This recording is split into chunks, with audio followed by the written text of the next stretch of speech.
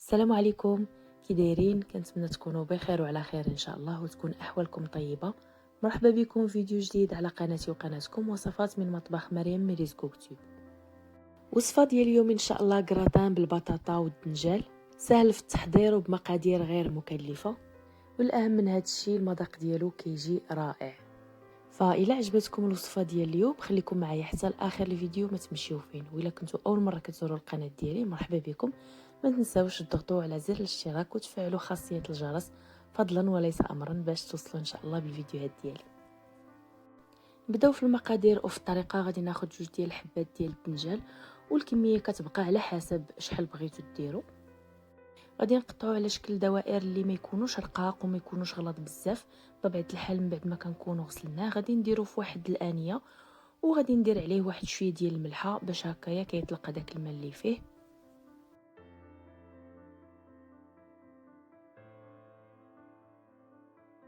غادي نخلي داك الدنجال حتى يطلق الماء، وغادي ندوز باش نصاوب بطاطا. هنا خديت تقريبا واحد 3 ديال حبات البطاطا شويه كبارين، غادي نقطعهم بنفس الطريقه، دوائر اللي يكونوا ما رقاقش وما غلاطش بزاف. وغادي نسلقها في الماء اللي غادي نسمو بشويه ديال الملحه، الابزار، الزعتر وشويه ديال الثوم بودره.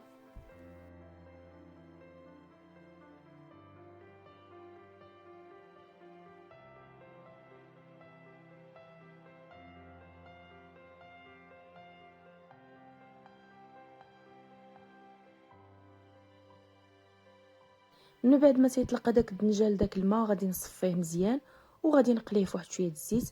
الا ما بغيتوش تقليوه فتقدروا تسلقوه اولا تفوروه. في مقله غادي ندير واحد شويه ديال زيت الزيتون اولا زيت البلديه، وغادي ننزل فيها شويه ديال البصله. غادي نزيد عليها شويه ديال الملحه، شويه ديال الفلفل الاسود وشويه ديال الثوم بودره.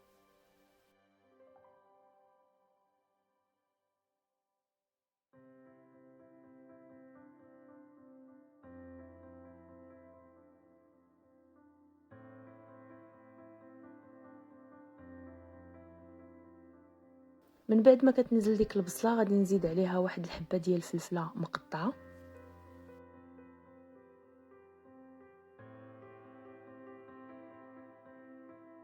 غير كتنزل ليا ديك البصله والفلفله غادي نزيد هنايا تقريبا واحد الحبه ديال المطيشه اللي حكيت، زدت عليها شويه ديال صلصه الطماطم مركزه وشويه ديال المعدنوس.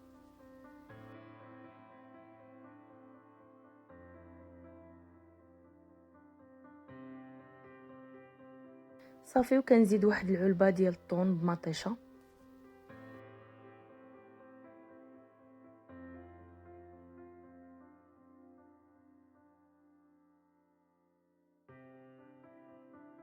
غادي نخلي هاد الحشوه جانبا وغادي ندوز باش نصاوب معكم صلصه البيشاميل.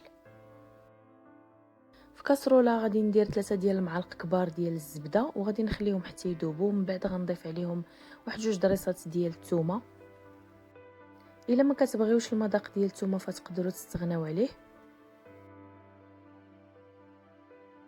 من بعد ما كتشحر ليا ديك الثومه مع الزبده غادي نزيد 3 ديال المعالق كبار ديال الدقيق الابيض، وغادي نخلط كلشي مزيان.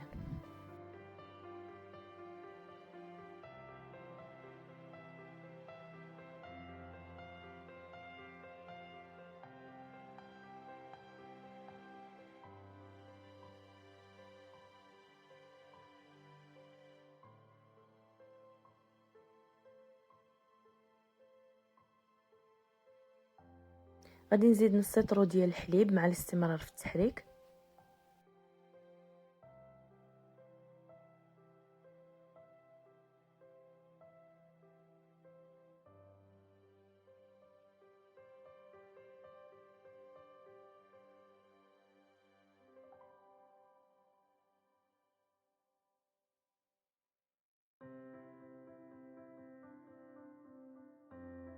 وغادي نزيد الفرماج ديال الساندويتش، تقدروا تزيدوا اي فرماج بغيتو، شويه ديال الابزار اي الفلفل الاسود وشويه ديال الملحه. وفي الاخير غادي نزيد شويه ديال الزعتر، وغادي نخليه الصلصه حتى تعقد. من بعد ما كيكون كلشي واجد عندي غادي ندوز باش نصاوب الكراطه. في اناء اللي تيدخل الفران غادي ندير واحد شويه ديال الصوص بيشاميل، وغادي نبدا نستف البطاطا والدنجال، وبيناتهم غادي ندير شويه من داك الحشوه اللي وجدنا بالطون. غادي نبقى مستمره بنفس الطريقه حتى نسالي الكميه كامله اللي عندي.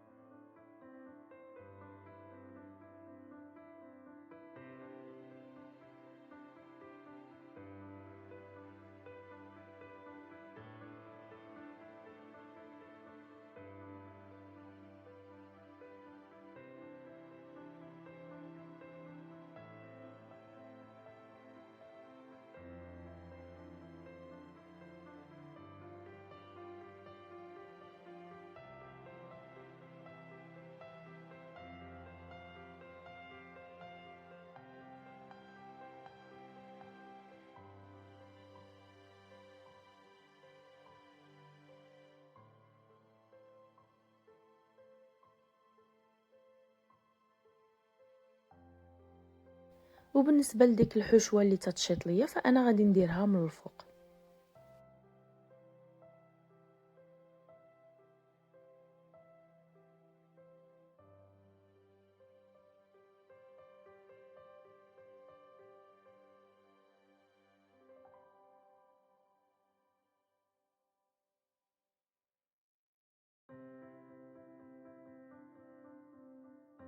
صافي في الاخير غادي ندير الصوص بيشاميل من الفوق، وغادي ندير شويه ديال الفرماج وندخلو الفران يتحمر.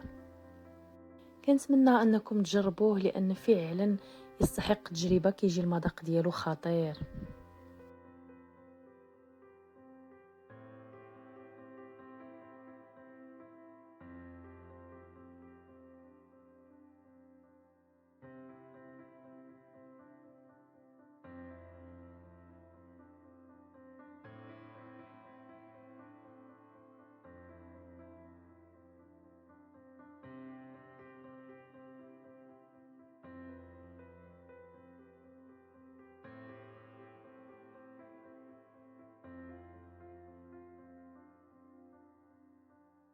كان هذا الفيديو ديال اليوم، كنتمنى انه يكون نال اعجابكم. الى عجبكم خليو لي لايك، وإلا كان عندكم اي اقتراح تقدروا تخليوه ليا في التعاليق اسفل الفيديو، انا راه كنجاوب على التعاليق كلها.